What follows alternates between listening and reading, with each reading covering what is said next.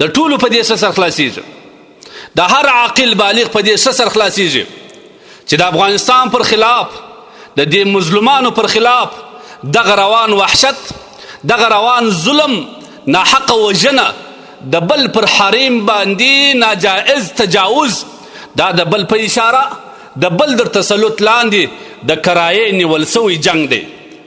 په دغه مقدسه میاشت کې، په دغه مبارکه میاشت کې چې الله شیطانان تړلی دي، لیکن یو ظالم دومره ظلم کوي چې هغه بې ګناه مسلمانان په شهادت رسوي، دوی د کورونه باسي، د دوی کورونه ویجاړوي، پر دوی باندې کورونه رانړوي، د دوی مساجد و مراکز دینیه ټول بربادوي، او بیا بجای د دې چې موږ دې ته ظلم ووایو، دې ته وحشت ووایو، د دې پر خلاف موږ اواز پورته کو، د ظالمانو په مقابل کې ودرېږو، داسې درباري سرکاري ملایان ستا، داسې د واکمنو علما ستا چې تاریخ به دې ته شریر علما وایي، دا د بلعام بن باورا المسیان و دې روان وحشت ته، و دې ظلم ته، و دې تجاوز ته، و دې ناحق وژنې ته دې ته د جهاد نوم ورکوي او په دې فخر کوي، وایي دا جهاد دی، موږ جهاد بولو. العیاذ بالله.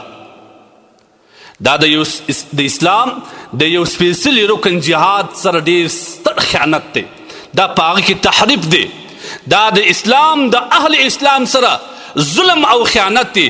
پر دې خاموشه پاته کېدل دا زموږ ټولو الهي مسؤلیت دی، د خدای په حضور کې به بیا زموږ سره پوښتنه کېږي.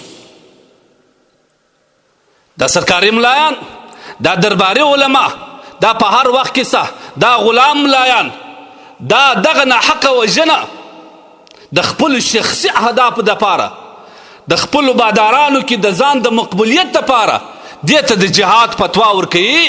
دا کسان به تاریخ په غدارانو یاد ساتي، دا کسان به تاریخ هیر نه کړي، دا کسان به د دې کسانو نومونه به په تاریخ کې د هغه خائنانو ظالمانو د دین پلورلو کسانو کې به الله پاک جل جلاله ثبت ساتي. دا کسان دا د اسمان را لاندې شریر علما دي.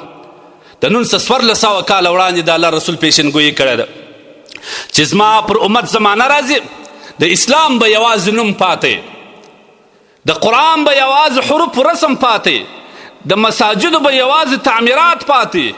په دې کسانو کې، په دې امت کې به علما راځي، دا به د اسمان را لاندې د مځکې پر سر د ټولو شریر علما دی، د دوی نه به فتنه راوځي، دوی به د ظالمانو حمایت کوي، دوی به د ظالمانو د ظلم تایید کوي، دوی په فتوا باندې به هغه ظالمان ظلم کوي، خلک به وژني، او دا به وفیهم تعود، او دغه فتنه به دوی لره بیرته رسیږي، د هغه ظالمان به بیرته د خپل ظلم ښکار دغه کسان ګرځي، دغه غلامان، دغه درباري علما به ګرځي. دا د الله رسول پیشنګویي کړې ده، دا د اوس موږ په سترګو ولیدل. نبي علیه الصلاة والسلام فرمایي زما په امت زمانه راځي، دا زمانه راځي سهار ته به مؤمن وي، ماښام به کافر وي، ماښام به مؤمن وي، سهار ته به کافر وي. دا کسان به د یو څو روپو، د یو څو ډالرو په عوض کې خپل دین پلوري. پیسې ډېر بد شی دی. نن دا کسان په خپل دین کې تحریف کوي، په دین مبین کې، د اسلام په استر رکن کې، دا د عرضي عزت په خاطر، د دې عرضي مفاد په خاطر، د دې پیسو په خاطر، د دې عرضي بادارانو ته ځان د مقبولیت په خاطر باندې خپل دین نن هغه دی وپلوري. دوی ته په دې شرم نه راځي، ترشنوي دي چې دا د مسلمانانو پر خلاف دا تجاوز روان دی. لہذا دا فتنګر، دا مفاد پرست ملایان، دا دی باید په دین کې نور د تحریف لاس واخلي، کنی د دې پر خلاف به ټول علما پورته کېږي او خپل غبرګونونه به ښکاره کوي. هېڅ چاته اجازت نشته. الحمدلله زموږ دین صفا شفاف دین دی، لله الحمد. دا دین سپایان لري، لله الحمد. دا دین محققین علما مفتیان لري، د داسې درباري علما او فتواو ته هېڅوک هېڅ ضرورت نه لري. نه د دې په فتوا باندې زموږ دین خرابېږي، نه موږ خرابو، نه د دې فتوا د قبول وړ ده. الحمدلله زموږ دین صفا دین دی، حق دی، ظلم ظلم دی، بربریت بربریت دی، مظلومیت مظلومیت پکې ښکاره معلوم دی. دا کسان دی مهار سي، دا کسان دی نور د دې تحریف راوګرځېږي، کنې دا کسان به بیا خپل په ژوند کې او په دنیا او په آخرت کې سختې پایلو سره مخامخ سي.